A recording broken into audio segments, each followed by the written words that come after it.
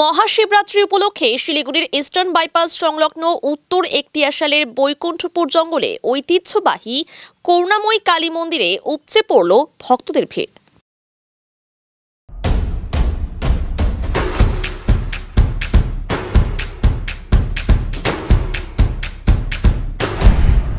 Stay tuned. 1973 সালে বৈকুণ্ঠপুর জঙ্গলে এই মন্দিরটি স্থাপিত হয়। দূর দূরান্ত থেকে ভক্তরা এখানে পুজো দিতে আসেন। শুধু শিবরাত্রিতে নয়, বছরের বিভিন্ন সময়ে এই মন্দিরে পুজো দিতে আসে ভক্তরা। প্রতিবারের মতো এই বছরও শিবরাত্রি উপলক্ষে মন্দিরে পুজোর পাশাপাশি 3 দিন ব্যাপী মেলা ও গানের অনুষ্ঠানের আয়োজন করা হয়েছে।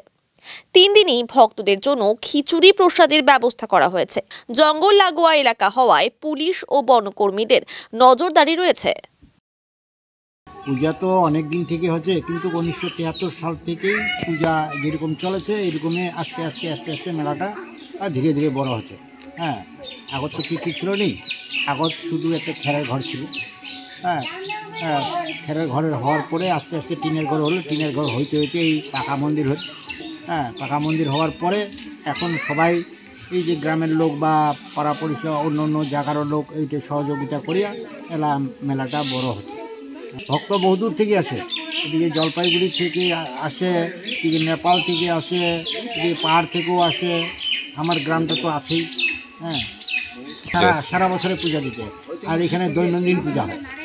এতে মা শ্মশানকালী আছে, শিব আছে, মনসা আছে, হনুমান আছে, রাধাকৃষ্ণ গোবিন্দ আছে।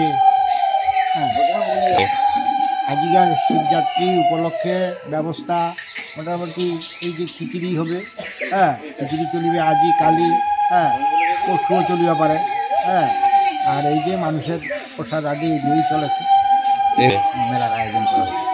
মানে নিরাপত্তার জন্য পুলিশ আছে, ফাঁড়ি থানা থেকে ফরেস্ট আছে। হ্যাঁ, এটা একতিয়াশাল 2 নম্বর ডাবগ্রাম।